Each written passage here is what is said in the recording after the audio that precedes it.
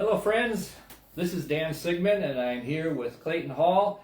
We are going to be introducing ourselves to you as the write-in candidates for the Honor School District Board of Education. And to be quite honest, a month ago I wasn't thinking I was going to even be running for the school board, and I don't know about you, Clay. Yeah, this is a relatively new decision for myself as well. Yes, we became involved when the referendum came up for the $23 million in school work.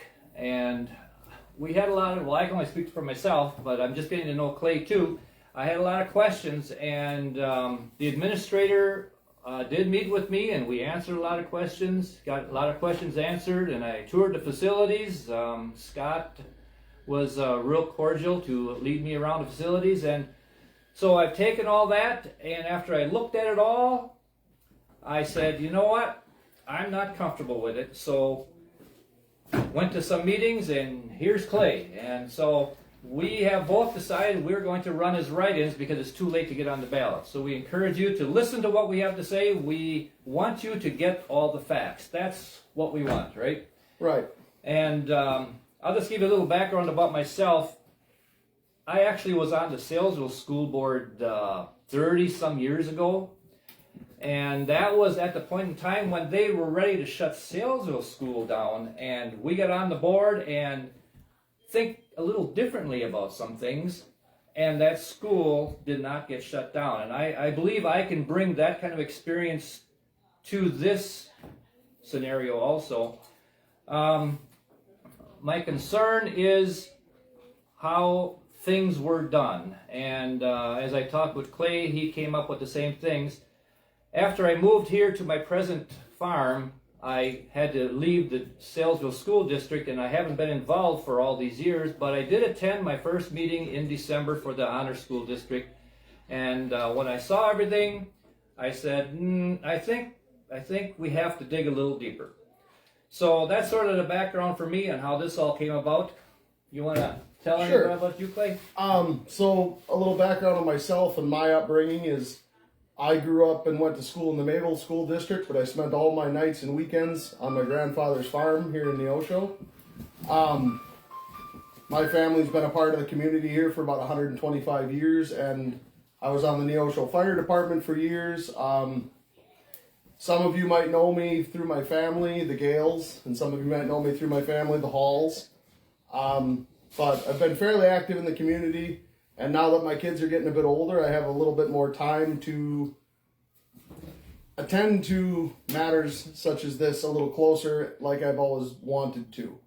And like Dan said, I started attending the school board meetings a few months ago and found out that I had some opposing views as to what was being presented, and would just like to have an informed discussion amongst the members of the school district, and so everyone can know what is happening and make a good choice on the upcoming referendum and subjects thereafter, so everyone can have an informed decision.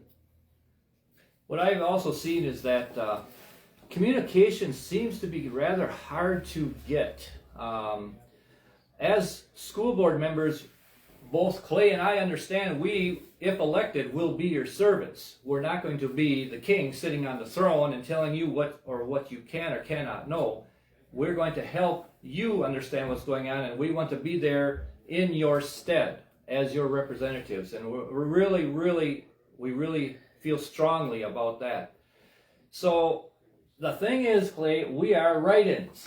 Yes. That is tougher, but we want you out there, our friends and fellow citizens, to understand that our names aren't hard to spell.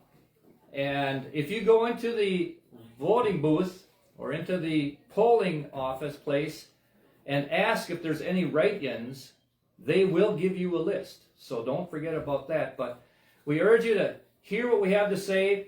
We're going to be presenting a video. I didn't talk to Clay about this yet, but I'd like to pull him in here at least every 2 weeks and always have something more to communicate with you.